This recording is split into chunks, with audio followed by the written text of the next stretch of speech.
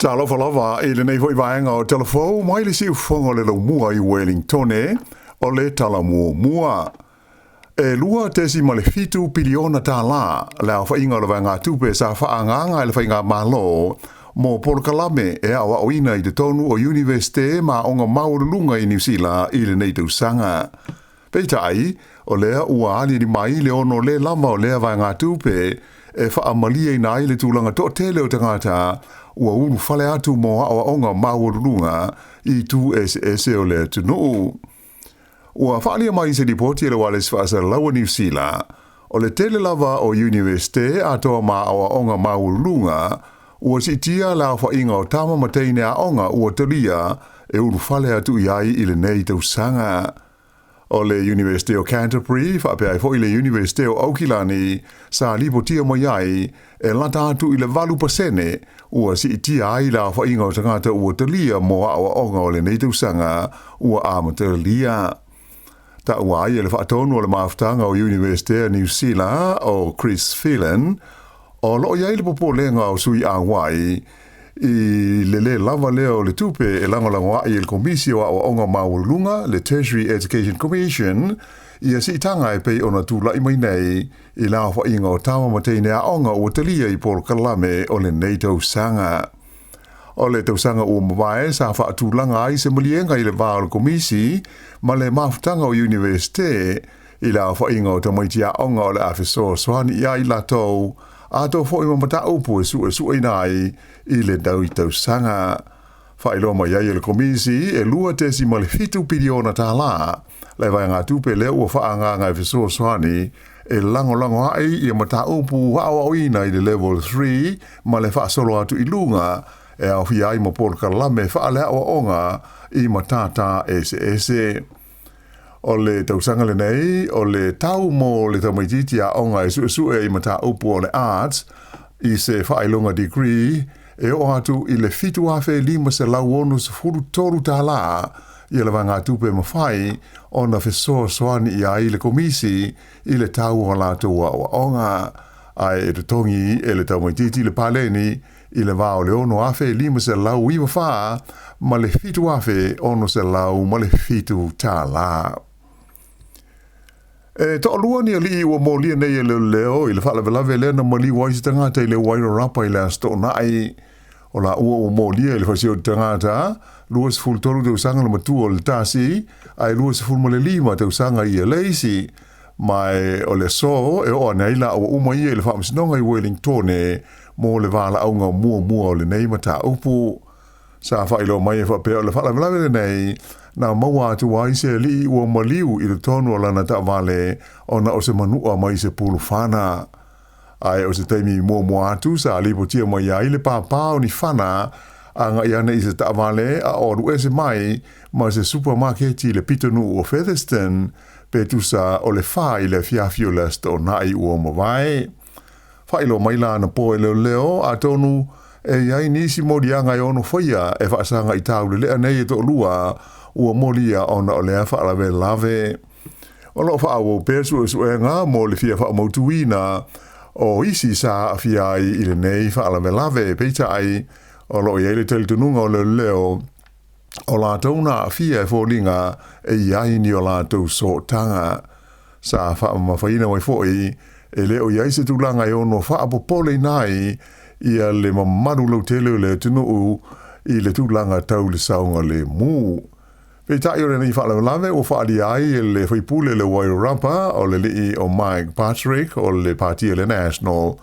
o se tūlanga le manuia tele ma te lia ngata e tangata o lona I tū malo le I tū ainga o whaalawalawe au mai se o le whaonga I nai uni au penga mahalosi I le Aotearoa. O lea vaenga o New Zealand sa whea ngai le tamai nei fo I manisi o whaafita hauli ona o le tele o ni mū sa tūlai mai ai na susuni na ai se tangata ni whale sa se toru I le aso luas furulua o February ato ai fo I male whale velave tau tamale le ana mali di wainisi le aso se furuma le toru o le masina nei lava. O lea ua toi tariu mai I whanua le Pārmio New Zealand a Christopher Larkson malana au malanga tō tele sa asia si atu I le atunu o initia. o le urua I malanga alo ia le Luxon initia ta luna tula I mai le tofi pale mio le tunu mai ua alo ia ai ona toe amata ia talanoanga I le vā o malo lua e winga lea I se whawhātaua inga po se whea ngainga tau whawhātaua inga ai mai se o isi mata upu e awhi ai so tanga tau I le pui puinga ai whapena ma so tanga tau tālonga I le whaanga tama o le kirikiti I le vā o tunu o e lua. E lua ni waalele o le tu ainga fitu lima fitu o le fua waalele New Zealand sa whaonga ina mo le whai ngā malanga e le ngata sa malanga I sui o le malo ma le usu ngā whono ai whapea I fo ima sui o kompani ma lau fo I businessi o le to tele fo I o sui o te ngata intia o nofo mau I New Zealand nei ai whapea na o fiai ma se au malanga o le au tūstala whapea se au whaafia o te ngata Maori. O le mataupu winga I le whaia o se whenga inga sa loto mo fe whaataua inga I le vāo New Zealand ma initia o le au tū leo le nei malanga mai o se vaenga o wholofolanga le pāle mia na whaia a o lumana I le pālota e whapea e le tau na whaamautu I se whenga inga sa loto tau whaataua inga I le taimi mō mua e veai o ia ma pāle mia o New Zealand. O le nei mata opu o se fulu tau sanga I le ito e whaia I aini talanoanga alo ia I le vāo New Zealand ma initia. Ai o leo o whailo mai o toe a mata ina nei alo ia I talanoanga taruai ia le malanga le pei o na toe te liu mai nei I whanua. O le whaiti tia o tupe whaalu al whainga malo a le Palestine Amerika o Donald Trump ua a whaina ai fuafuanga mo le whaamanatuina o le se lau lima se furutu sanga o le ngā lulu e whelangolongo mai o Sainisi New Zealand ma Sainisi le United States o Amerika. Whaelo mai le whaatonu o le maftanga o University of New Zealand Chris Phelan e whapea Sāmoa mai le masina na tēnei se whaalinga aloa ia mai Amerika e whapea o le ua tāofi le tuina mai se vai ngā tupe e tusa ma le tolus furuafe tala Amerika tusa le ma le limas fultasi afe limas lau valus fulu tala New Zealand mo se sauninga whaamanatu na whaamoe e whaia le ai o Washington ta wa e Phelan o le tusi o lato maua sa whailo mai ai o le vanga tupe sa fuafuaina mo le whaamoe ua tā whia nei ona o se polo inga le Palestine mo le toe whetutu na I leo polo kalame whasoswani whaale vāo māloa a Amerika. E lei se mafuanga na whailo mai e tusa o le tā whia o lea vai ngā tupe ai sa whaamoe e whaatupe ai le malangatu o ni sui po se au malanga mai New Zealand ei e awai se sauninga e whaia I Washington. O le tausanga e tasi valu fitu wha le ana a mata inga luenga whelangolongo mai nei le vāo Sainisi Amerika ma Sainisi o New Zealand e na ua mua ai awina mai I New Zealand nei I a tangata sue le United States mo le fia mai te wina o le paneta o Venusi mai I le ai o Queenstown whape ai foi ma motu o le Chatham Islands. E le ai o kala estete sa tele ina whaalawe ina ai tangata tise I le saunoanga autu o le taitai o le partia le New Zealand First wawasa mana I Winston Peters I se fontanga a lea parti sa whaie le sa nafi whaelo ai Peters I lea whilo inga e na o lana parti lama le New Zealand First I le vahanga whaai e moni ia ma le leilo na tū malosi I manaonga o New Zealand mai na ia fola ai o le a whaawau na tū malosi le New Zealand First e te atu I whainga mawinga winga lua a tau fo I matala inga le sao e ta ita ise na I manatu malangona o tangata na ia whaamawhainai o lana whaamoe au tū ina ia toi whaamua New Zealand I manatu malangona o tangata o le tino a whaanga solo le sa anuanga wa masa mana ia sa tele ina whaalawelewe ina nisi o tangata te sa mawhaio na sao I tonu o le whale o le James Hay Theatre sa whaia I lea whaatasinga ana nafi sa ia ta wai o stasi le nei o whaafitauli ua ave pe o se whaama I bipisi I tonu o le tunu o winga ma manatu a to matala inga le whaawaya ua taita I se nai manatu malangona o tangata. O o le tele o tangata te sa whaalia i le ministano la tau le fia ona o le tau ai Gaza ato ai fo i manisi o mata upu whaaloto i whale. Whaalia fo e wawasa mana ia e le tau ona toe fua le lei i a awhianga o le malo New Zealand i le whengainga fo i le nei e ta ua o le pale na whai e pale mo suinga o le tau po o le Paris Climate Agreement na ia whesiringi ai pe aisea e whaapolonga ai i New Zealand mao na whai whaatoanga whapea mao na tangata te tongi la fonga ai e pulea saina la tau ma Amerika i la whainga o kasa o ona la tau te whaonga e sili atu i le aso e tasi na ilo la whainga atoa o kasa o ona e whaonga i na moa tina ai a New Zealand i le tau sanga atoa. O le awhaafoe e le wales whaasara lau a New Zealand, le Radio New Zealand, i a se suenga fau o manatu mawhina ngalo o le au pālota e fōlinga i le suenga lesa whaia e le News Hub Read Research Poll mai le tausanga i luafe maleiva se i o mai le luafe luas hulmo le tolu.